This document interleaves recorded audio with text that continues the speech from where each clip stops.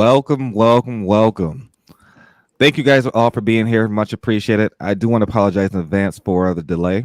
Internet connection is still kind of laggy, but just want to let you guys know. Please bear with me, especially on my side in regards to the internet. Like John and Colin's internet's phenomenal, but yeah, just want to apologize in advance. So, as you guys already know, with the subtitles, we not subtitles, but the title we have, we got John back. John Galan. Those who don't know John, he's actually a Astro student, and he's well known in the community. He's one of Jason. I'm just call him Jason, but Jamil's students. So welcome John back, guys. And as you guys also see, we have Colin Gibboney. Those who don't know him, he's actually my business partner along with Jesse's, and he's more behind the scenes, but he does a lot of shit, a lot of shit. So welcome, Colin. So they finally put a face with a name and all that good stuff. So wanted to introduce him to you guys so you guys can reach out to him and whatever that may look like.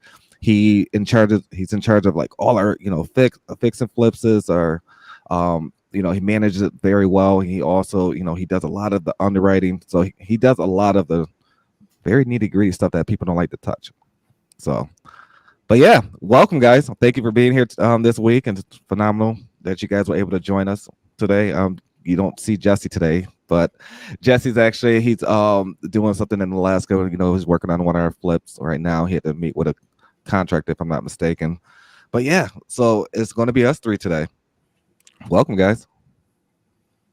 Thank you. Can you guys hear me? Can you guys hear me? Okay. Yeah, I know I'm having technical difficulties on my side, but John, Colin, phenomenal. Thank you guys for being here. John, I want to start with you, man. What's new? How things been? I know going into the new year, 2023. Any new resolutions or anything like that, or what does that look like for you? Yeah, I mean, I think last time we spoke, I was in the middle of building up my team. So me and my partner Mahmoud, we were able to hire. We had 2 acquisitions managers, and we got 1 dispo. And now I'm in the process of training a VA to start just doing most of my the privy process that I have, and then also so they can start going through some of my more data entry, so I don't have to do that, and I could free up my time to do more of the revenue generating activities. So after we had spoke, December, like November, December was we finally hit the ground running. We got the team going. December, we were able to assign about like 12 deals, I think. So a really good December, and now we're just looking at our processes, getting ready for a big 2023. And the result that we're aiming for in 2023 is $5 million in gross assignment fees. Yeah. I love that. And I think that's a great way to approach 2023. Now, with that being said, is that something that specifically like you're are you scaling in a different direction, or more so you're going to keep doing what you're doing and maybe pivot and adding like 1 or 2 VAs, or are you just Definitely. Those who don't know John is amazing at doing on-market deals. Just throwing that out there. He's I don't know what the word to put on it, but he's like if you want to talk to someone like talk to an agent or something like that, you need a passenger or a shotgun guy. He's there. No offense about it. He's phenomenal at what he does, especially on the phones. He's great with agents, getting them to come over a lot of objections, as far as especially when trying to get the seller on the phone with him. And I don't know how he does it, but it's like a secret sauce. You don't have to give it out, but I'm just saying it's like a secret with him. But he always makes it happen, and he's been killing the Florida market. Are you pivoting into like different markets, or are you gonna stay with Florida? What does that look like for you? Because I know you're in Tampa, right?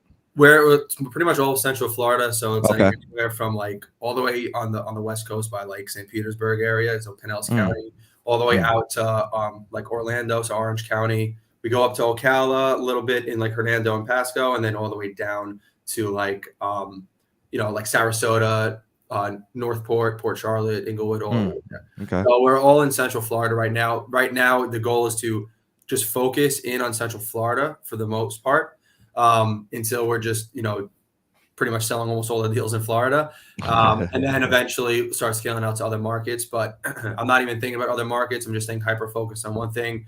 Love that. Still, all of my admin tasks are delegated. I'm not looking for another market, so I still have to delegate. Like right now, what I'm doing is I'll have other wholesalers send me their deals through my email. I'll go ahead, look at them, comp them. I'm comping every single deal that my company's looking at, and then I'll put it up on the board. I'm still doing I'm still doing my privy process, so I'm still bringing on the properties that I want my acts to call. So I'm hiring a VA to take care of the privy process. So they'll be doing my lead intakes. They'll be bringing in all the leads and maintaining the privy, because I have it set up as like almost a CRM. And then they'll also be going through my my comp sheet. So I keep track of every single property I've ever comped with different, like, just the details on it. So they're going to go through it every 2 weeks and just update it for the new days on market and the new list price to see if we want to maybe offer on it again. And then I'm also going to have them start putting together the deal text, so I don't have to do that. So it frees me up to just comp right now and do outreach. So, and also start keeping an eye on the bigger picture and on my team, and make sure everything's going smoothly, and refining processes if I need to. Eventually, I'm going to have somebody that their sole job is to comp, and it will be a VA. And then we'll bring on a micro flipping manager, all that stuff. So all I have to do is just the big vision stuff and then some outreach, but everything else is getting taken care of, because the vision is before the year end. So ideally by the end of June, my company should be able to do a transaction with no involvement by me. I love that. I love that. And those don't know that exactly what you just did. You're scaling in a different direction. A lot of people don't understand, like, you can't really scale it by yourself, right? You got to have a team around you. You got to have these people that's in place. You got to have the systems, the structure in order to really do it at a higher level. And I really love that. I really love that, because a lot of people don't see that. They want to do it by themselves. And again, actually, I was that person. Like, when I first joined real estate, I wanted to do it. I wanted to know everything. Then I realized, in order for me to get better, and I got to start, bringing people into my business to facilitate different, aspects of it, and just to get it to the finish line. And not just to the finish line, I'm learning as we go. And you got to a point where you can really you actually not just got to the point, you are at that point where specifically exactly what you need in your business to get it to the next level. And I think that's amazing, man. And I really think that's amazing. The first thing that's starting is you have to know what you want. If I don't know what I want, I don't know the direction I'm driving my business. You know what I mean? It's like 100%. If you're gonna drive a car without a GPS and no map, you're just gonna be driving in circles. But if you have a destination and where to get to, at least you could find out how you have to get there. So if for people like feeling lost and everything, first figure out, like, what do I even want? If you don't have an answer to that question, you're just gonna be going around in circles all the time. 100%. And guys, I do want to apologize again. My internet is pretty spotty. Not for sure what's going on. I hope you guys can hear me clearly. I'm working on that. I know last week I think I told you guys, oh yeah, I'll make sure I fix it by next week. But literally this week is still having trouble. So please bear with me. I hope you guys can hear me clearly. If not, please let me know so I can try to fix that during the live stream. Those who don't know, we are streaming for live from Facebook, YouTube, and also StreamYard. So again, this is a Q&A. If you got any questions or concerns or anything like that, or that's all things real estate, throw your questions in the chat. We're here to answer whatever that may look like. I am seeing a question here from Kevin. How do you go around an agent that is adamant in using their own assignable contract? I want to use mine, but they won't allow it. What state? That is a good question. Kevin, what state is this in? Yeah. And also, Chris, what you were talking about with like doing this together. One thing about, with Colin and you guys is why we have like such a, good relationship now is I am an Astro student. So I'm not really familiar with creative. I could get an agent or to get their seller on the phone, but other than that, I don't know what to do next. So it all started with, Pace pretty much gave us homework at one of the Astro flipping masterminds last June. And he said, connect with a sub-2 student in your market. So Matthew Justice referred me to Chris James. I got in touch with him, and pretty much whenever I have a seller ready to speak about creative finance, I get either Chris or Colin on the phone. And God bless these guys; they usually are able to get on the phones whenever I have a lead, and we just get on the phones. We chop it up with the seller and the agent, and then from those conversations, from me being on those conversations and listening, I've actually learned how to pitch some terms. Now, I'm still learning, obviously, because you're always constantly learning. But from where I am before our relationship to where I am now, with especially the creative, I at least could speak on it and have some sort of an idea. So yeah, you definitely can't do Amazing. this alone. You always have to be ready to ask for help, but also be more willing to give help than anything. So having having people in your network is just the most important thing, I would say, to success. Absolutely. I couldn't agree more, man. So Kevin did say North Carolina and Pennsylvania. I tried North Carolina and Pennsylvania. So I kind of want to answer this specific one because initially I personally love Pennsylvania, and North Carolina is actually one of our markets as well. And I do a lot of transaction coordinating work in all 50 states. So when it comes to if they're adamant about using their contract, there's many ways you can go about it. One is that why are they adamant? Two, you can do a blind, well, basically a blind or double close, I should say. But it all depends if your assignment fee is already going to be built in or how much is really going to be taken out. That plays a factor as well. In Pennsylvania, you don't necessarily have to use that agent's listing agreement. And also, if it's not assignable, you could also just assign the entity. If you can't assign you just assign your entity because you can always change your entity before the close of escrow, whatever that may look like. That's why we always tell people to make sure you get a LLC. Never put the contract in your personal name. There's a lot of workarounds, and sometimes I had to have a situation came across when they said they want to use their contract. Yes, to me, but more so, I even asked them. I said, "Hey, why? What is the reason?" They want to do it. The only reason because they want control and or they're not familiar with our process. Now, if it's something like or in credibility, it all depends on exactly. Maybe they want to have it within their brokerage, and there's so many different nuances with that. But North Carolina, PA, I know for a fact. Um, I don't think I ever used their state contracts on any. And yeah, I don't think I ever used unless Colin or John. Have you guys used their state contracts before?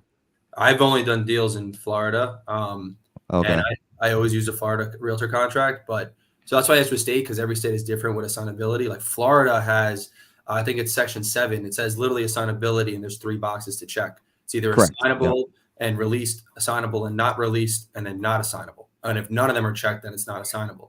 So that's really easy to convince an agent to just check one of the boxes. And I always just tell them I'm cool with assigning but not being released from liability because I just want the liberty to assign it. And they're always cool with it. But when it comes to states that don't have check boxes, you could just add, I'm assuming in additional terms, just some verbiage that says that you may assign this contract for a profit. And then if the seller signs it, that's pretty much the seller saying, okay, because it's in the contract. You So can a lot of usually. times, Oh my bad. yeah, Colin, you do more deals in I think in those states than I do. So as it comes to state specific contracts, I'm not the person to go to. If there's no checkbox, you can just do your entity name / and or assigns, and then you can leave that open. And if the agent makes a big deal about it, like, hey, why is this and or assigns? It's just like, listen, we have different entities. If we end up deciding, this is our wholesaling business, we're going to get it under contract. We're going to assign it to our fix and flip business, XYZ. Through the IP period, it might not be the best fit for us, but we do have buyers for stuff like that. And just having that rapport built with the agent, being transparent with them and walking them through, like, you're helping them solve a problem. So at the end of the day, it always boils down to solving problems. So just transparency, rapport. I mean, I've worked with John hand in hand on a bunch of stuff, and I see how he is with realtors. Like, his process, his rapport it's unmatched. He did 12 deals in December because of that. He just is constant, his follow-up. He knows absolutely. the situation. He's honest with these agents. That's really what I see sets him apart from a lot of other people who are doing the direct agent outreach. It's not Nice. transactional. You can't. And the same thing with buyers too. You can't Right. treat anybody as transactional because it'll come across. So you gotta add like a little personal touch there. Like figure out why you're even doing this. Like if you're trying to make money, what's the reason you're trying to make money doing this? And deep down, like why? And then if you connect like your purpose to your results, like you'll start coming across more genuine. But another thing too is what you could say to these agents, like, hey, and or signs, like I need that in there. Well, why? Like, are you trying to wholesale this? I don't know. Listen, I'm an investor. I may or may not, but my main goal is to just close on the contract. I want to take this down as a flip. I also might take this down as a rental. Now, this entity does not house all my rentals. It also does not house my flips. So I don't know my exit strategy yet. My inspection period is also my due diligence period. So I got to do my due diligence. If I'm going to take this down as a rental and I have another LLC that needs the tax benefits, I'm going to assign it there. I just need the liberty to do it. So it's just a smooth and easy transaction for everybody involved. Perfectly said. Amazing. That right there. Yeah, no, 100%. there's the gold. Clip that, watch it over and over. That's what I would exactly say to agents. I don't do a lot of direct agent myself, but that's exactly how I would broach that conversation with these agents. Absolutely. Yep. Mark, good to see you, man. Good to see you. Maj had a question. Maj, welcome back to the U.S. Top 3 markets you are working on, John, in 2023. Right now, I'm only working on one, and that one is the Central Florida market. Oh, yeah. If I was to change, I haven't looked too much into where else I'd go, but I know Denver's hot. I know Texas is another great market. Atlanta, the Carolinas. But for me, I'm focusing on one thing only, and that's just the Florida market. I want to know my market so well because I'm eventually going to invest it, but I want to know it so well that you tell me a zip code and I don't even have to run comps. Like I just know based on the spread if it's going to work or not. I love that. I love that. I was on Zoom with John the other day. I was like, hey, I had this deal sent to me. It was like a microflip type deal. And for anybody who isn't familiar with the terminology, microflip is just like you're JVing. Somebody else locked it up. They can't find a buyer. So I tell John the address. He's like, oh, that doesn't have central AC. That doesn't have this. He knew it off an address. It like blew my mind. So when he talks about like knowing your market, it's apparent why he's had so much success and his team is really rocking and rolling in Central Florida. Yeah. So just absolutely got to get laser focused. Like you want to be like a laser, not a light bulb. So you want to just have that laser focused. Yep. Absolutely. Good question, Devin. How do you find funding to start your real estate business from scratch? Yeah, that's a great question. So I would say, like, what specifically are you trying to do? Are you trying to get into wholesaling? Do you want to do buy and hold? Are you trying to break into the multifamily space? Skills pay bills. That's always what I kind of circle myself back to. So once I find myself closing a loop specifically, so it's like, okay, this season of my life is starting to come to an end. I have a used car dealership. I'm winding that down. And, I put a very heavy emphasis on sales and like going into this next season of what's going to be happening. What I really want to get good at is marketing. So skills pay bills. So as you're coming into something, you really need to look at like, what is my avatar? What am I good at? What can I do to hunt? Like you're going to have to bring something to the table. So if you're trying to find the funding, you can find somebody with the money, but you're going to have to put in time. And through that time, you're going to have to really forge a skill set to bring opportunities to that capital partner. Absolutely. So really, I would say, what does that look like for you? Are you looking to buy and hold, wholesale? If it's wholesale and you're looking to get good at like and plug yourself into like a wholesaling business, put yourself out there, get good. There's free lists out there. I know. There's teams. There's people always looking for good. I don't want to cut you off, Colin. Can anyone hear us? Tara, I'm sorry, Paul said she can't hear us. If you can hear us, please comment. If you can't hear us, put a 2 in the chat.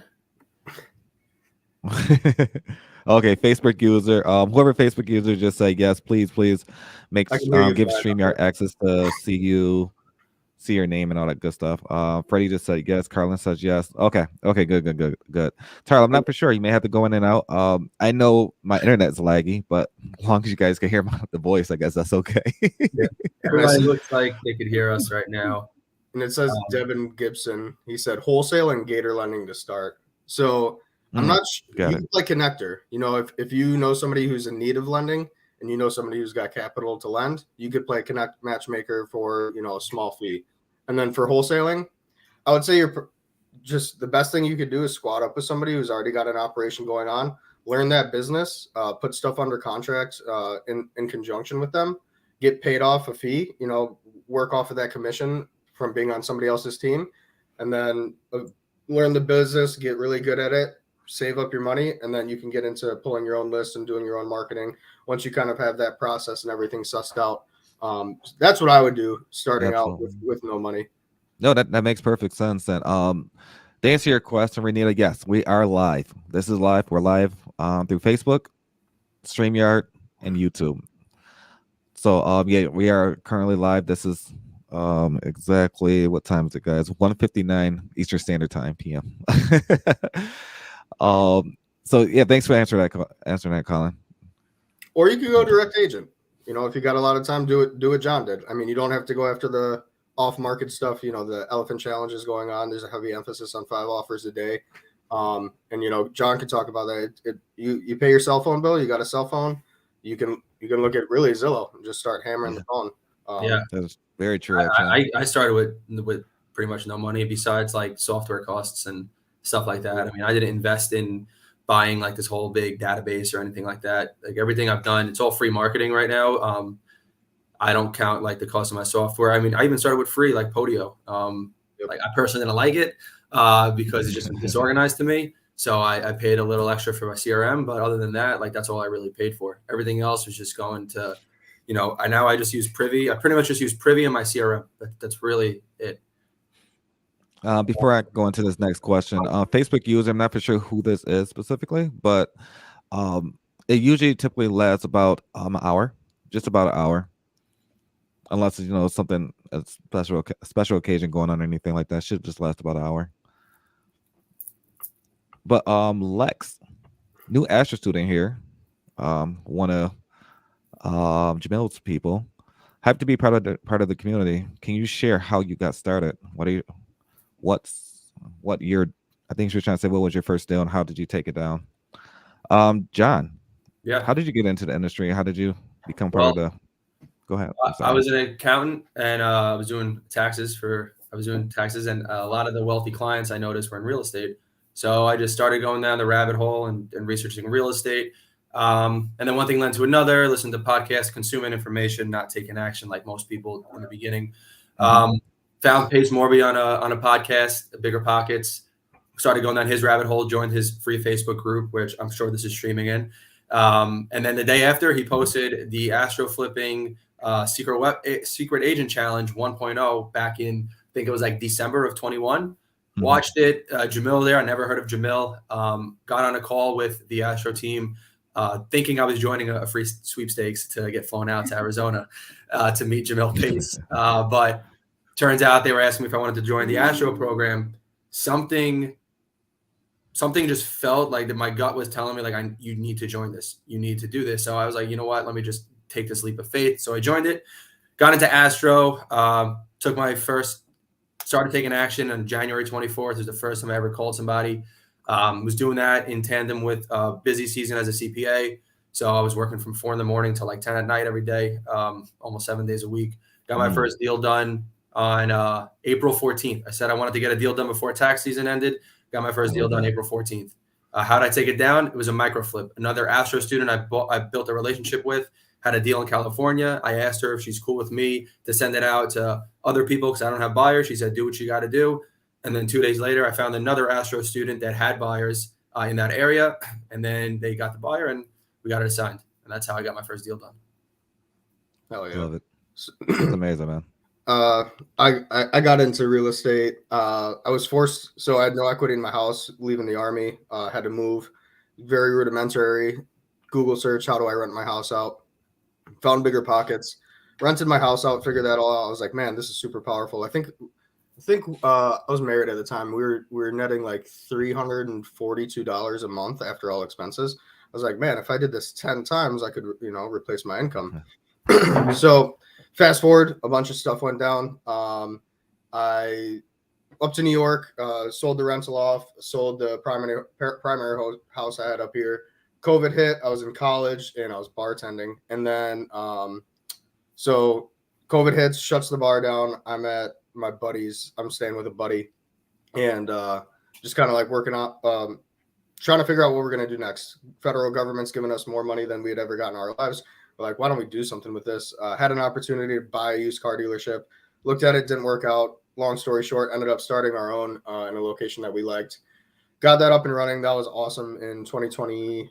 And then 2021, we had gotten to a place where it was successful. We were rocking and rolling.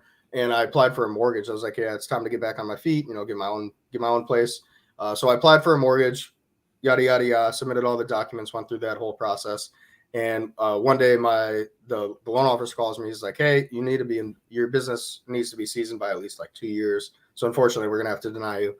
Okay, no problem. I went home. So this is like where I think it's like divine. And I don't know. It's kind of a cool story, I think.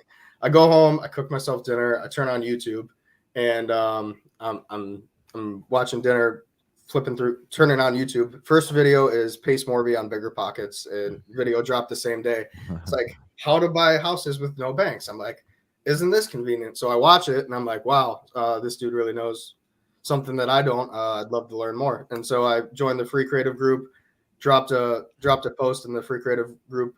Chris reached out to me, and kind of been fate ever since. My first deal was in Rochester, New York. It was an $18,000 assignment.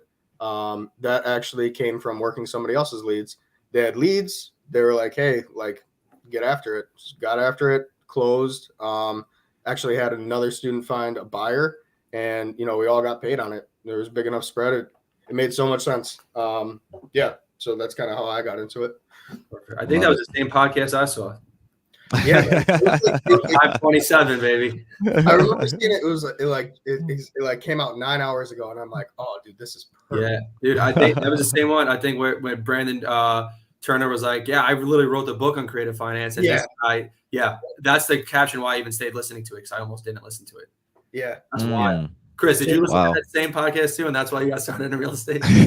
No, actually, I got from Cody Spurbert. Actually, Cody Spurbert. I don't know how he popped up on my YouTube channel, but actually, I was going to get my license to become a real estate agent. Never completed it, but literally, the reason I was like 65%, if not 75% through the license part of it, and then literally Cody Spurbert, had one of his sponsors ads, wherever they do on YouTube and I started like Googling, researching a lot of stuff, and realizing that you can actually make a lot more than an agent. And like, for instance, my assignment fee for $100,000 house could be $20,000, right? Versus an agent, if they're on 3%, we all know how much that is. And I'm not trying to knock any agents or anything like that, but unless you're in a luxury space or you have a significant amount of volume where you're constantly got the conveyor belt of like $10,000, $20,000, $30,000 a month, then you are limited. You are limited on what you really can do. Do I eventually want to go back and probably get my license? Potentially, but I don't think I'll do it in New York. I'll most likely probably do it in Florida, if it was anything. But more so, or surround yourself or network with people who has licenses, because initially there's a lot of different opportunities out there, right? But for me specifically, Cody Spurbert was like the intro into like real estate, I should say. And then I joined after Cody Spurbert was Alex Martinez, pro wholesaling only. That was literally specifically only on marketing, nothing off market, and that was a pretty interesting course overall. And then from there, that's when I got into the sub-2 community. So it was just kind of the business skyrocketed, man. And it's a great community because I really can't name not another community around it. Like, I can't say that I don't want to name drop, but there's a lot of mentors out there, and I know a little bit about what they do within the side of the community, but it's not the same. It's really not the same, and it's not connected. I'm kind of very thankful and very grateful, humble that I know you guys. And two, that the community, that not just with Brent Daniels, but Jamil Dandry, just we technically is kind of all in one, which we're kind of family in a sense, in reality. And a lot of people don't know this, but literally every single deal I did, every single one I did, always I JV with somebody or worked with somebody. I never did myself. And if I would kept trying to do it myself, I know for a fact I would not be where I'm at today. And people got to understand, like, sometimes you got to give up a little bit. You have to, learn the process, understand the process, execute the process next time. Don't try to there's a lot of people that still today reach out to me. Hey, Chris, can you tell me how to do this, and this? Not show me, or, hey, can you help me? It's just a lot of different things they say, and I would love to help. That's not a problem. But then when you start speaking and trying to explain stuff to them, and they don't really still understand, and they just want you to just give, and you won't get fired. Nope. So, yeah, but that's really how I got started. More so, it was Cody Spurbert, and into Alex Martinez, into to Pace Morby. And how'd you get your first deal? how did I get my first deal? My first deal, actually, I'm not for sure if she's watching. It came from my sister. Oh, My Boy. sister. Shit.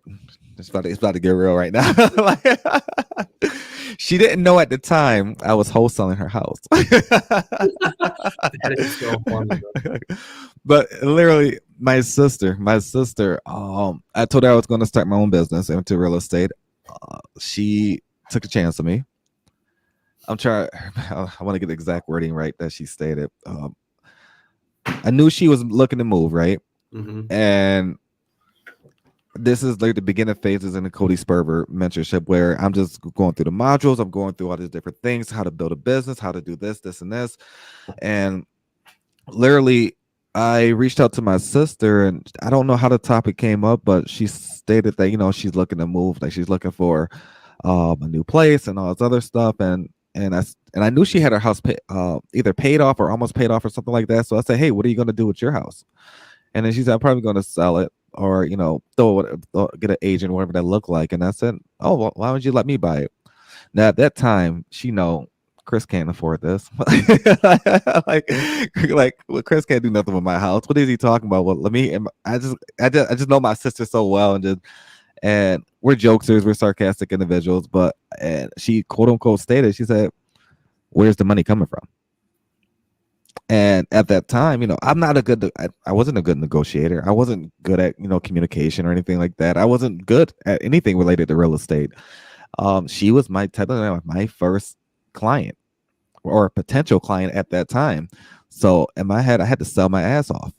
Those who don't know me, I have a hospitality restaurant industry. So I'm thinking to myself, what would a guest want me to say right now? So we had that conversation. It was over the phone more so. And I said, her name is Monique.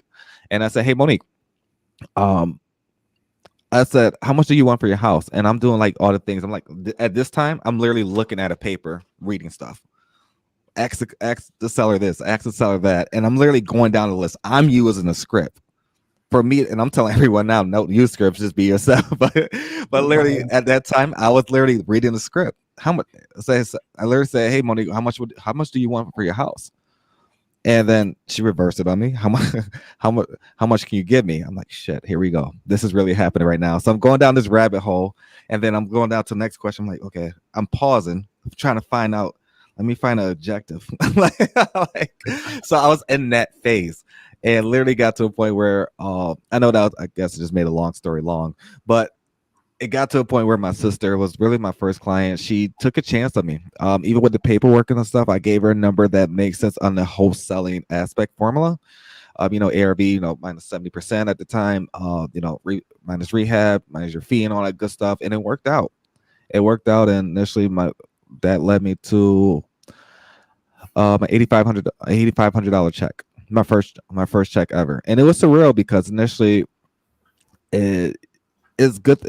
It's great to see people post about it, but to actually have your first deal and then actually come to fruition right in your hand, and you have a check that literally says, $8,500. At that time, I don't think I was in the transition of building my LLC, so it wasn't my personal name. So it was crazy actually to receive that and actually cash it. And transparently, imagine receiving your first $8,500 check, going to the bank. I went to it was Citizens, going to Citizens Bank, and I'm in line. I don't know why I was scared shitless or nervous, but I'm like, damn, what if this check bounced? I never in my life cashed an $8,500 check. So I'm in line. I'm like, Jake, I'm thinking in my head, like, okay, Chris, come up with an excuse if it bounced. Okay, come up with an excuse. It's paradigm shifting. Yeah, 100%. So literally, I gave him the $8,500 check and said, "How would you want it? Want me to deposit it, or would you like it back in cash?" And I don't know why I said cash. I have no idea. I panicked. I had to say something quick. I just, yeah, cash is fine. And he started counting out the money. I'm like, okay, this is happening.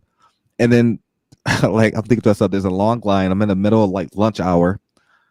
Let me grab this money, put it in my pocket, and then try to see if I can get away from this bank. Like, they go and say, hey, sir, come back. Or it's just a lot of the thought process went through my head. So I finally got to my car and drove. I'm like, okay, this is actually something I can really do. And I had the green light. But no, that was my first deal. That was my first deal through the Cody Sperber modules, and at that time, when I say I was reading line by line, trying to overcome these objectives my sister was giving me, and that's pretty surreal. And then from there, kind of, I got a little bit more confident of the communication, all that good stuff. I started practicing more. I started, doing, when I joined Sub 2, that's where everything started to come together. Literally the communication, going to role plays, doing all these different things with the community and all that good stuff. But yeah, that was really that was interesting. My sister was my first client, and she made a lot of money off the house. She made a lot of money off the house, and I made my first $8,500 check. And from there, I knew, like, okay, if I can make $8,500 in one check, what can I really do in 1 month? And then that's when my mind really started changing, because literally a lot of people settle on like $25,000 to $30,000 a year. Imagine receiving a $20,000 check in 1 month, every month. And that's what happened to me. And literally, when I received, it was a check. It was actually Stockton, California. Another Sub 2 student bought the deal. It was wholesale. Myself and Juan. Sorry, when Juan, was it Juan? Oh, Carlos. It was Carlos. Myself and Carlos received a check for $29,000. So imagine that, receiving just one check, right? Versus that the entire year.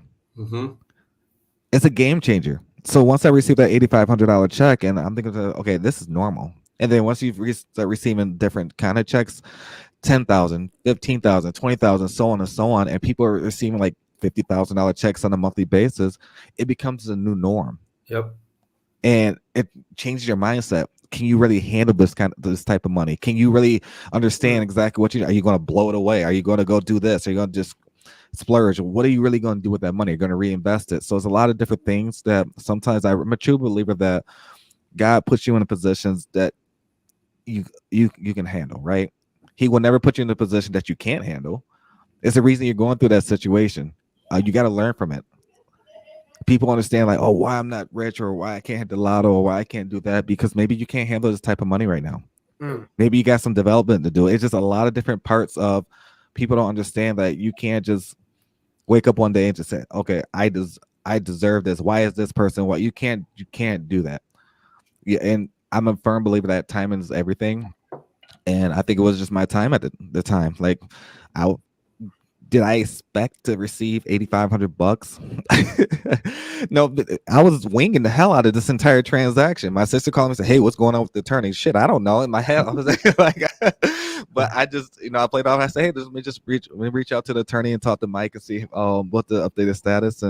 But that was my first deal. I learned a lot of different things, but I'm still learning on a weekly, monthly, and a daily basis. I'm learning every day.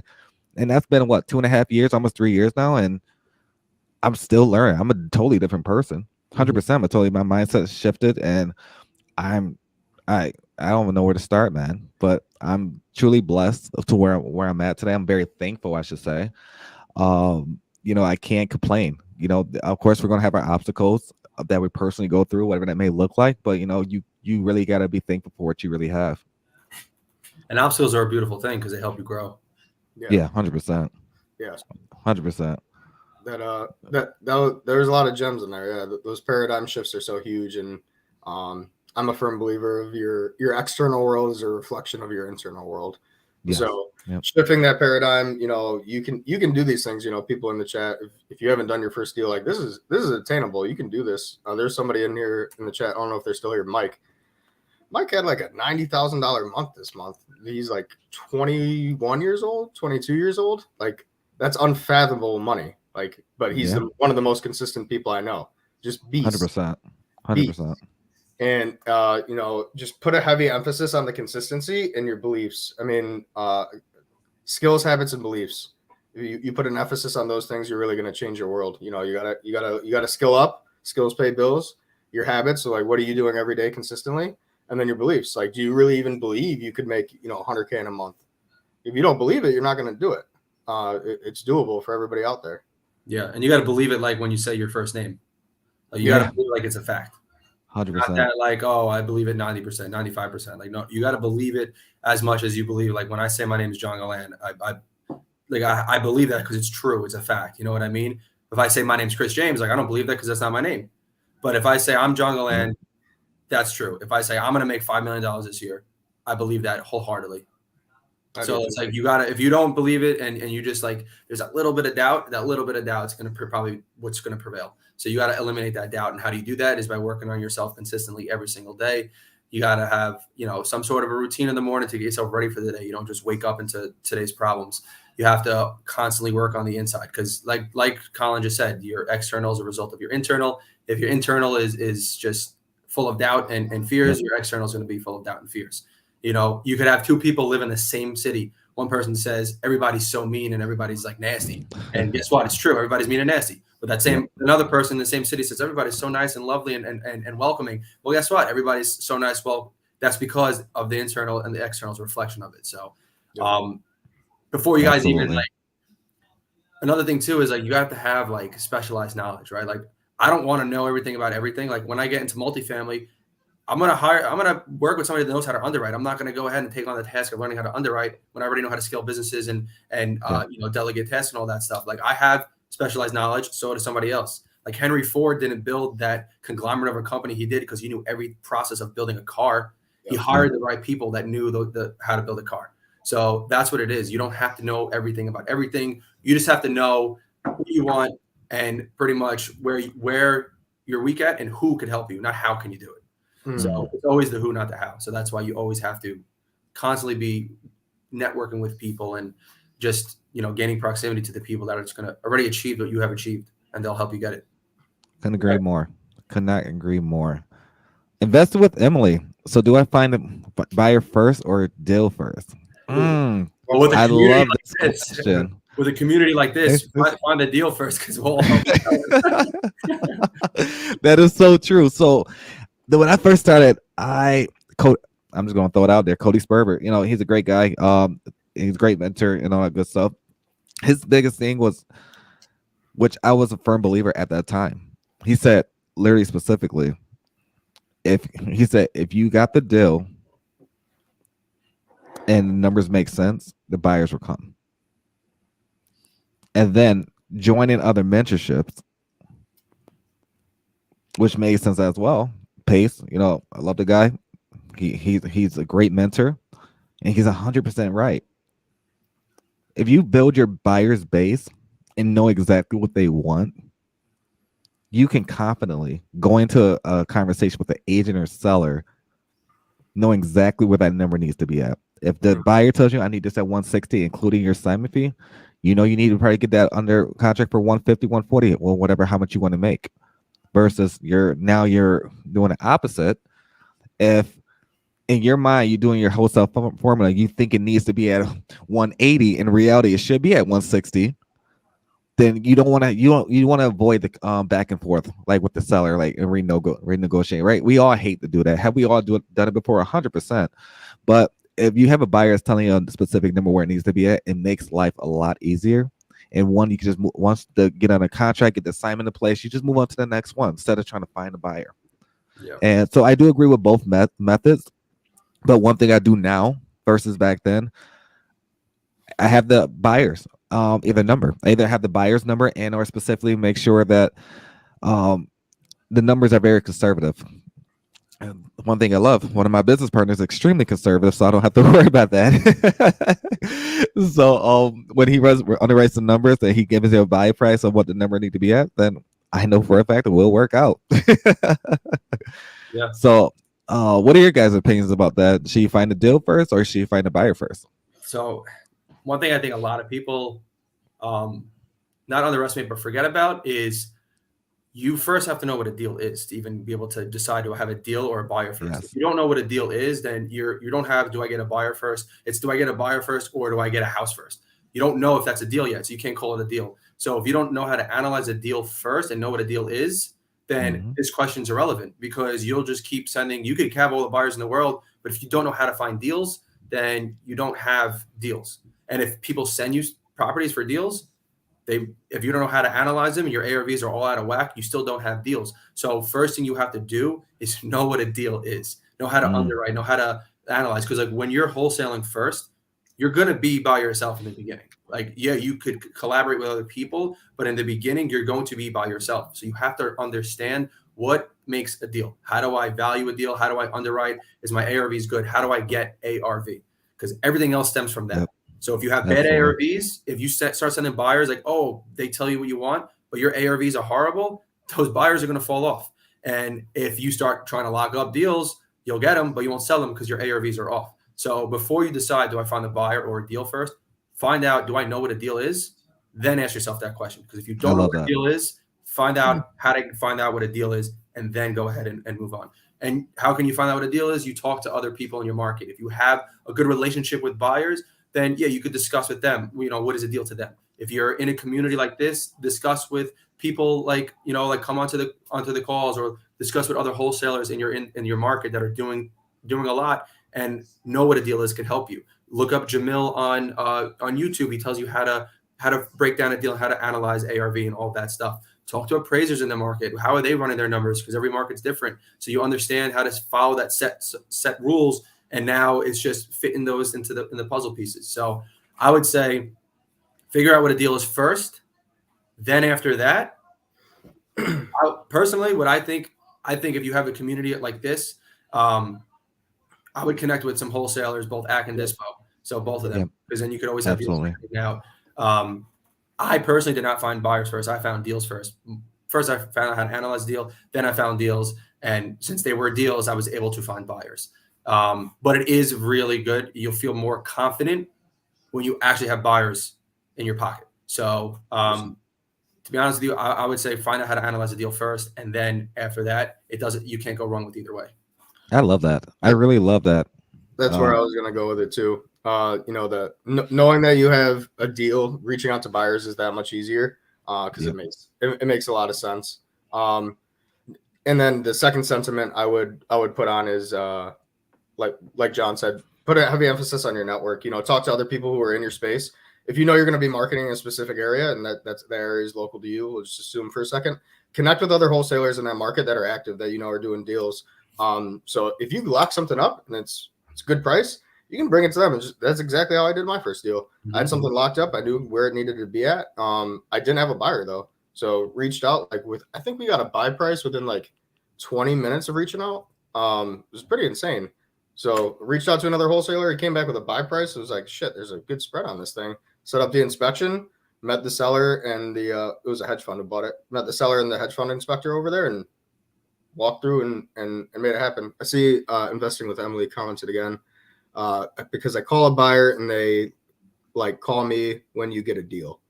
So I mean, how'd you find that buyer? How active are they? It sounds like they are wanting to be a little bit more transactional.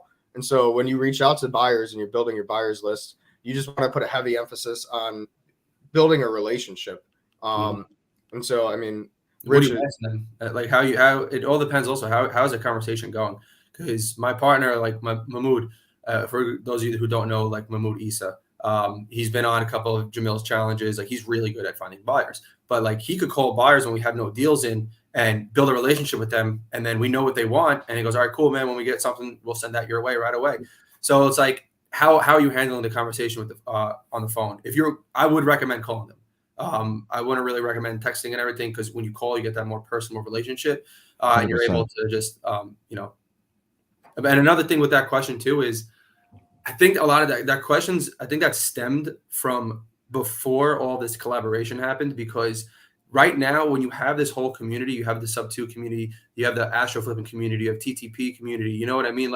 You have deals and buyers everywhere. So it's not do I find a deal first or a buyer first? It's I gotta find people first that I could connect with in these communities, because then I have all of that around me. You could find deals from wholesalers if you have buyers. You could find buyers from wholesalers if you have deals. So it really doesn't matter which way you go, because we have this community around us. I think a lot of times people ask, do I find the deal first or buyer first? It's stemmed back when it was all more competitive than collaborative. Since it's collaborative, everything's everywhere.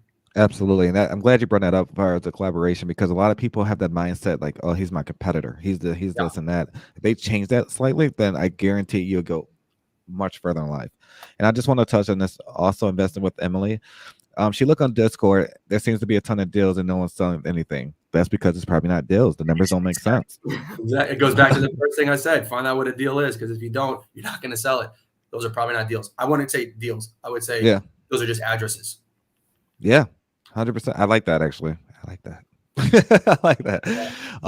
So yeah, because there's a lot of people that post on a daily basis on a significant amount of groups. Even the groups I'm in, like, of course, the Creative Fighters group, there's a bunch of people that post, other local groups, but at the end of the day, if the numbers don't make sense or even looks crazy, it's not really a deal. It's more so they just locked it up because maybe the seller agreed to some price, and or maybe they're still trying to understand exactly how to analyze it. And you mentioned it earlier.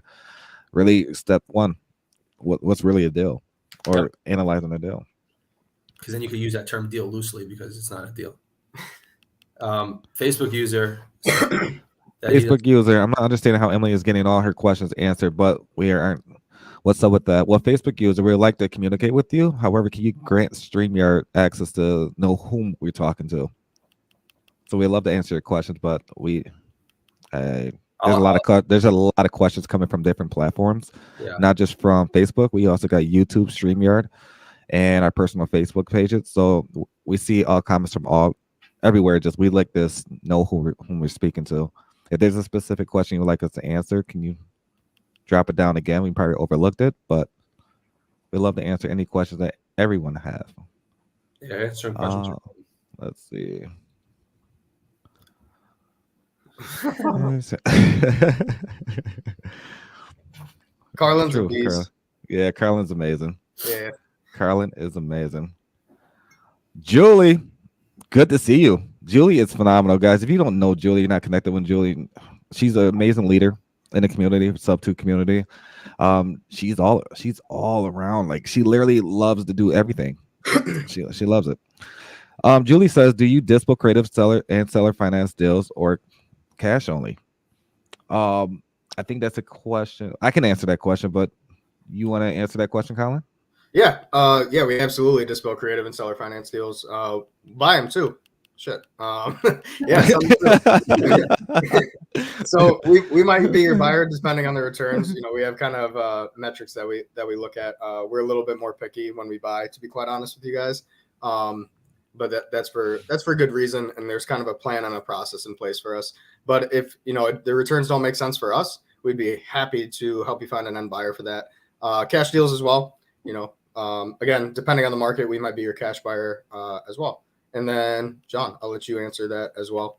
I'll dispo anything that makes me money. Yeah, there you go. I love that. So, finance for making money, I'll sell it. If it's a cash deal, I'll sell it. I'm not going to discriminate on the deal.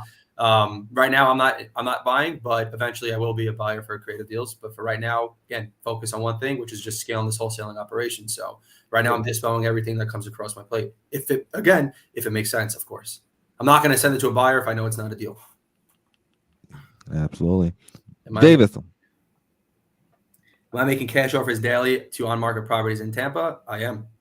Yep. I have my ACK making at least 5 offers a day, anywhere from 5 to 10 offers a day. I still have some agents I stay up to date with. They'll send me some pocket listings. And honestly, if it doesn't work for cash, then I pitch creative to them, and then I get Colin or Chris on the phone. Love it. Renita. Can I, real quick, before we move away from that one? Oh, go ahead. Right ahead. Yeah. So, John, you do a lot with on-market stuff. Yeah. As a KPI, key performance indicator, do you put a heavier emphasis on conversations and agent touches, such as, you reach out, you touch base with them, or do you put a heavier emphasis on offers? So that's an important KPI for you. 2 parts. One, are you doing MLS or are you doing agent outreach? Those are 2 different things. People don't realize that. Agent outreach is all about building relationships with agents. Yep. MLS is making the most offers you possibly can in a day. It's not heavily relationship based. So you got to ask yourself, am I doing agent outreach or am I doing MLS deals? Because those are 2 different things. If you're doing agent outreach, more emphasis on the conversations. If you're doing MLS deals, more emphasis on the offers. So find out what you want to do first. I personally like agent outreach over MLS because I like the relationship, because I'm thinking long-term. I know people I know Jacob Simpson. He's another Astra student that I'm sure a lot of people know. He mostly does MLS, so he sends out a ton of offers. So again, there's no wrong or right way. They both lead to money. It's just, what do you resonate with more, the relationships or just sending out as many offers as possible and getting some deals locked up? So ask yourself that question first. If it's agent outreach, you want to focus more on 50 conversations. If it's MLS, you want to focus on probably getting at least 10 offers out a day. But KPIs generally, I would say 30 to 50 conversations and 5 to 10 offers a day. Love it. This is an interesting one from Renito. You know of a PML that will buy a property and then seller finance to me? Short answer, no, not specifically, just because I don't know you. But is that something that could happen? Sure. You have to make a relationship with a private money lender. It's really, you got to think about it. They're a lender. What's their return on their capital? If it makes sense for them, anything's possible. You just got to, it all boils back down to the deal. Is this a good deal? And then, going from there, and then building that relationship probably before you approach them with a situation that's kind of like this. That'd probably be important too. And then I know a lot of people wrap as exits. Figure out who's the big players in your markets that are doing like wraps and lease options, and that could be a good way to get into a deal where you don't have to go to the bank. I don't know why the emphasis is on seller finance. Everybody's in different situations, but you could absolutely find a student. I don't know if you are a student, but you could find an investor that might be willing to work with you and work something out. So I would say it's definitely possible. Yeah. And one thing I want to say is, when you go to find somebody to help you out, first see how can you help them out.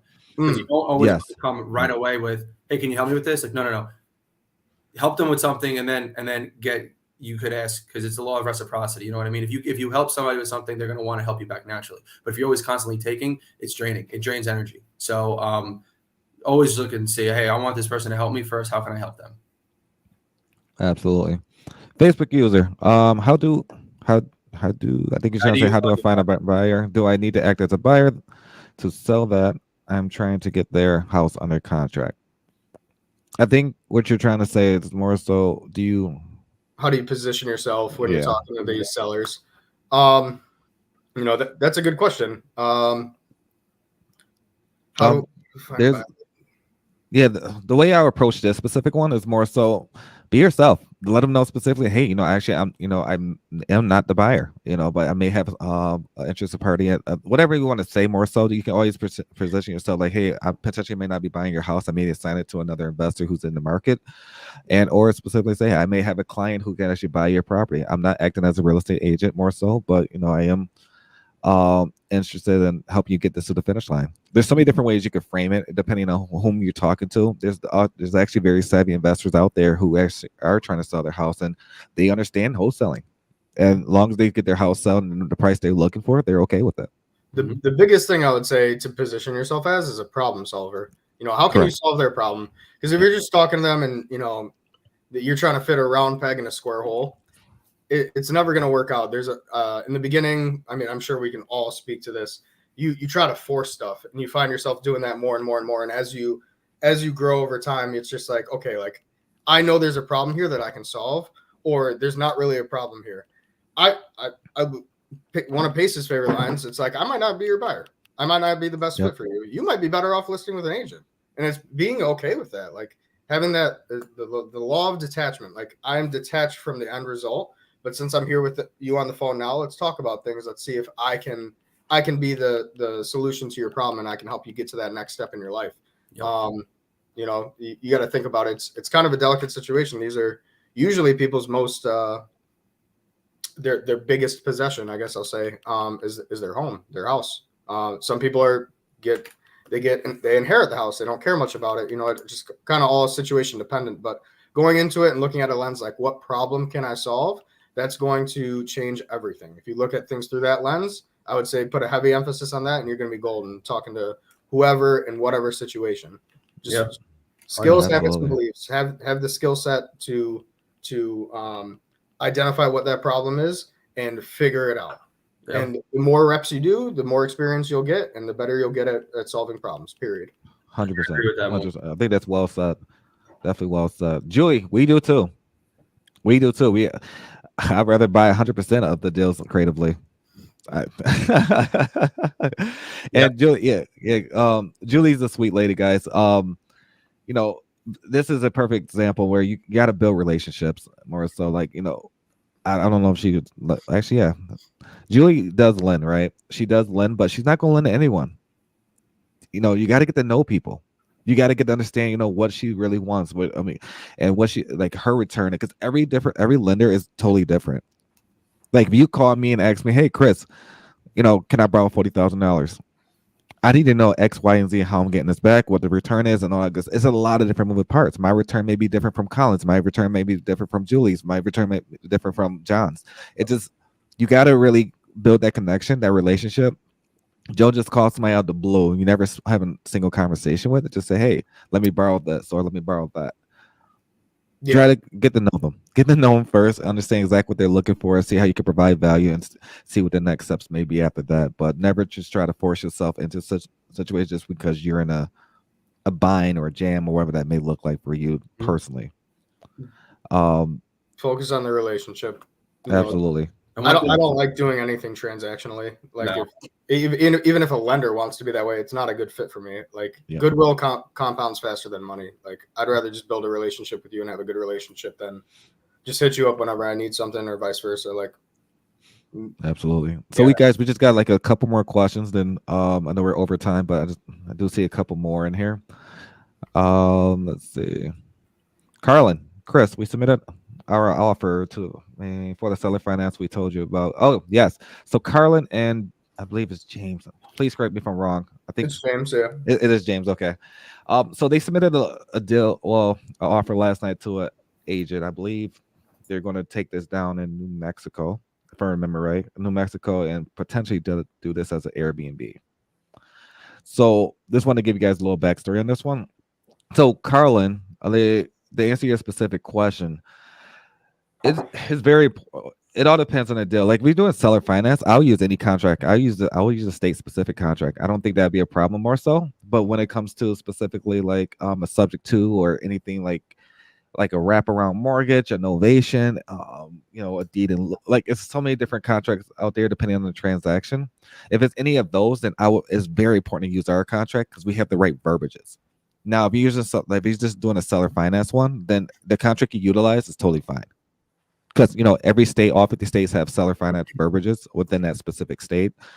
Unless specifically you're doing some kind of land contract. I don't know. I don't know what that really looks like, land contract or some kind of bond or deed, but you could ask for a deed in lieu. I don't understand why would you want to put that in place, but that's totally up to you. It's totally up to you. So I think that's a great question though. Great question. Keep me updated as far as what happens with that as well. Facebook user. Denise, it looks like they're responding to somebody else in like a comment thread. Oh, okay. Let's see. Robert, when you are making offers, is that a verbal or a contract with proof of funds letter every time? Or does it depend on the conversation with the agent? Depends. Good question. Yeah. It always depends. I mean, it depends how far I am from list. If I'm like, I have buyers that will buy at or above list price if it's newly listed. So if I'm really close, like 10K off, I'm just shooting them over a written offer. But if I'm like 50K off, like I'll call them first. I'll give them the verbal, kind of see their feedback from it. And then I'll send them the written if I get to go ahead. So I do a little bit of both. I still count verbals as offers because they still are an offer at the end of the day. They could still present the verbal offer to their seller, So I do a little bit of both, and I would count each of them. So, any given day, let's say I send out 10 offers, 9 of them could be verbal, 1 of them written, or it could be the opposite, 9 written, 1 verbal. It doesn't really matter. It's still an offer at the end of the day. I like this one. Good question, Sebastian. How would you suggest new buyers to sub to that already have buyers? What would you need? I'm not sure I understand that question. So, how would you suggest new buyers to sub to that already have buyers? Sebastian, just need a little bit more clarity. I think I know what you're trying to say. I think you want to know maybe potentially what the qualifications of a sub to deal to present to a buyer, and or specifically if there's new buyers to sub to that already have buyers. Yeah, just we need a little bit more clarity. I think I know what you're trying to state or ask, but just need a little bit more clarity, Sebastian. I have new buyers in Orlando, but how can I add that to a deal you have? I still don't understand. Are you asking how can you help people sell their deals? And are you a student of Pace, Jamel, or Brent, or are you an Astro Philippine maybe? Sorry, we just want to make sure we can clearly answer your question. Like Daisy, Carly's saying, like daisy chain. So one thing I want to clarify in daisy chaining is I consider a daisy chain when there are four or five or more wholesalers. Like if there's 3, that's a micro flip. That I don't consider a daisy chain, especially if it's an even split.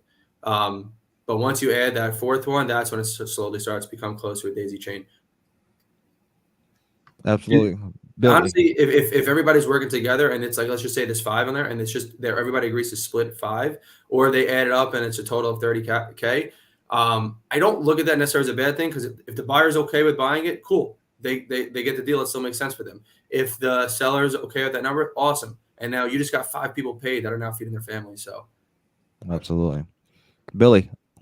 Pacing say to stay away from 3% assignment fees. You guys also, do you try and negotiate with them or just pass the deal out without underwriting it? Seems like opportunities could be missed. So Pacing Vina, the 3% assignment fee is more so for multifamily. They're talking 100%. About, you see things marketed everywhere for these larger complex apartment complexes, like 30, 40, 50, 100 units, and people are putting, 3% buyer's fee on there. And then you go and you look at the OM and it's like listed with a broker. It's like, well, where does this 3% fee come from? It doesn't make too much sense. So when Pace and Vienna are talking about 3% assignment fees, that's more so on the multifamily side. You invent your return when you're wholesaling. It's really whatever you lock it up at and what you can find a buyer at. And I just want to get a little bit clear on that one. 3% maybe because commission. That's buyer fee. It says plus 3% buyer fee. I know what they're talking about. Yeah. Those are not real, by the way. I hope people know that. Like those are not actually real. Like that direct to a broker, that broker is not direct to the seller. Half of those deals that are like 500 units, like they're $50 million, like that's probably listed with like Marcus and Millichap or net worth, like some of the larger ones. These plus 3% buyer's fees, I got a bunch of hotels and all this stuff. Like I'm telling you guys, those are shiny objects. Those are not those deals don't really exist. I almost sold 2 of them, and to the point where then the broker couldn't get in touch with the seller. And I had one of my partners actually call the seller and they said, we sold this thing 2 weeks ago. So like these are not, there's so many people that spend their time doing these, trying to market these things. Like I got these large apartments. I'm telling you right now, when it says plus 3% buyer's fee, that's not a real deal. That broker is not direct to the seller. That broker might know somebody that might have the listing. So like, I almost sold, like I know another deal in Arizona is 53 units plus 3% buyer's fee. I knew that was false. So I actually went out and I found who the actual broker was for the deal, who was an in-house broker for the owners of the company, of the building. And they said, what? This is getting marketed? Like, who are their names? Because they could literally go to jail. Like it's like you don't have a marketing agreement. You can't market these deals. You could actually go to jail for that. It's like a federal crime. So don't work those deals. I'm telling you guys, those are not real deals. It's just smoke and mirrors. Because I spoke to the actual broker on that, and he said, I did not give anybody permission to this. We just broke our listing agreement with Marcus and Millichap because they couldn't sell the deal. And I have not marketed this at all. I didn't give anybody permission. Yeah. And what I did was I just connected Jamil and the broker to have them speak. And that's it. That's all you could do. So these deals, I'm telling you, these are not real deals. Don't waste your time, please. You are going to waste a lot of time and a lot of frustration. Just focus on actual multifamily you could lock up yourself and get under contract, or something with a legit contract, or single family homes, something you actually had a tangible contract, not a plus 3% buyer's fee. If you see that, run. I think Sebastian's back. So I have new buyers in Orlando, but how can I add them to your deal? Then he goes into this one right here. Market yourself. Give specific buy boxes. Tell somebody, hey, I got a big buyer. He's trying to buy 5 a week, and this is his criteria. You're looking to connect your buyers base to people who have deals. Yeah, market yourself as you have buyers. I have buyers for creative deals in these markets, and then connect with wholesalers that are connect with, they don't have to be sub 2 students, but connect with people who are locking up creative deals in those markets if you're looking to sell creative deals. Yeah, you just got to be loud. I mean, with anything, like constantly post in the creative finance group, post in the astro flipping group, post in anywhere you go. Like when I make a post about have a buyer looking for deals, I post it in wholesale hotline, creative financing, astro flipping elite. I just posted in any of those big groups that I know that a lot of people are doing business together with. So, all in, like make posts, constantly be loud, constantly be talking, make stories, just get your name out there and just tell people I have buyers, I close deals. And if you have stats like, hey, I just closed 5 deals with this guy last week, put that in your post so it makes it more appealing to people. Absolutely. Well said, man. Well said.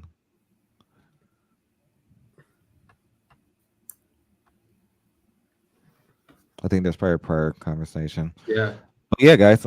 We are over a little bit of time. Thank you guys again for your questions. And if we didn't answer any questions that you really want answered, feel free to reach out to any one of us. We're all on social media. Or bring them next week. You guys do this every week, right? Yeah, every week. Yeah, or bring it back next week. We're here faithfully. We haven't missed a show yet. Every Saturday, 1:30 p.m. Eastern Standard Time, holiday or no holiday, we're here. So definitely appreciate it. Thank you again, John, for getting on here. Colin, thank you as well, man. Yep. Appreciate you guys more than you guys even know. So you guys got any final questions or thoughts for the guys? If you're newer getting into this space, you can do it. Just skills, habits, and beliefs. Put an emphasis on that. You got to educate yourself first before you jump into it. Bring value to the marketplace. Bring value to your peers. Get good at something. Find out what really resonates with you and put an emphasis on that. I was in sales prior to getting into real estate, so that was the natural course that I kind of took. But then I really found out I love underwriting and I like structuring deals. Like that stuff really calls to me. So just know yourself, spend that time with yourself, figure out what kind of skills, habits, and beliefs you need to form to achieve your goals, and then just be consistent. That's really all it boils down to. That's the biggest differentiating factor. It's the people who are doing 100K a month, they're not inherently smarter than you. They're not better people than you. They're just consistent. They took action and they put an emphasis on their skills, habits, and beliefs. They don't miss a day. They've walked through that progression of starting from getting brand new, starting from square one and building a business. And John's going through that right now, building out his team and delegating tasks. And that's just the natural progression of things when you put an emphasis on what's important. So that would be my parting thoughts. I see right here, where were you stationed, Colin? So I'll just answer that right quick. Hunter Army Airfield in Savannah, Georgia. It's absolutely beautiful there. I love Savannah. Yeah. What I would say is know yourself before you could do anything. Like ask yourself these questions. What do I want? Why do I want it? You could do the 7 levels of why. You just get real intentional on like what you want and like why do you want something. Try to figure out if you don't know what your purpose is, always be meditating. And like I said, everybody's got a purpose in life. I think my purpose in life is just to help people realize that we all have unlimited power, unlimited potential, and then help show you guys how to tap into that. And so you could then realize and recognize your purpose and achieve your purpose, which I think if everybody is living their purpose, the world will be a happier, more abundant, more prosperous and loving place. So that's kind of what I want to do. That's why I think I'm on this world. I mean, not that I think, that's why I know I'm on this world to do. And the only way I could show people their unlimited potential is to first realize mine and show them that it's possible. So just know everybody is unlimited. You could do whatever you want. You only have limits in your mind. So if you break those limitations in your mind, the possibilities are endless. But you really do have to do a lot of self-reflecting. You really do have to really get intimate with yourself, know yourself. Like your mind and your body are 2 different things. When I'm looking at my body in the mirror, I'm telling myself I love you, because we're two separate things. You know what I mean? So like I'm working on myself, my mind, my body, everything, every single day. Because real estate is 80-20. Honestly, I'd say probably 90-10. 90% mental, 10% just knowing what you want, just knowing stuff. So focus on that 90. Focus on yourself every single day. When you view struggles, like don't view them as struggles. You view them as they're a plateau. It's eventually going to lead to a peak. Just keep on walking, and next thing you'll know, you'll be climbing stairs. Failure is feedback. It is not failure, and defeat is always temporary. The only time it's permanent is when you accept it as permanent and quit. So if you want something, figure out why you want it, just keep on going, keep on pushing, and it's all about your outlook and perception. So when you are struggling, I get excited. I'm very, very excited when I'm struggling and things aren't going my way, because I know this is a really big growth potential opportunity, and God's putting this here so I could become a much better person right after this. So just keep on pushing and just love the struggles, love the pain, love the defeat, because that's how you're going to grow. And if we're not growing, then why are we even on this planet, man? That's the one thing that humans thrive on, is growth. So always try to Absolutely. grow. And Chris, Colin, I appreciate you both so much. Anytime, I love answering questions. I love helping people. So if I don't get to you, it's not because I don't want to, it's because I haven't been able to. But again, man, anytime you guys ever want me on here, just all you have to do is ask. I love both of you guys so much. Thank you so much. And I'm grateful God put you both in my life. Hey, likewise, Thank bro. you, Super man. grateful for you. Absolutely. Appreciate you. Love you. Absolutely. Yeah, man. Lily, we're back next week, 1:30 Eastern Standard Time. Appreciate you guys again. Please feel free to reach out to any one of us. If you got deals, whatever that may look like, just go ahead and send it our way. You can reach out to John, Colin, myself. If you need help with transaction coordinating, reach out to me. I can definitely help facilitate that. We do have a lot of different resources that we can help get your deal to the finish line. So just please feel free. There's no dumb or crazy questions out there. We used to be in your shoes, so we understand completely. So please feel free to reach out. Don't be afraid, okay? You guys have a great day, and it was great seeing everyone, and see you guys next week.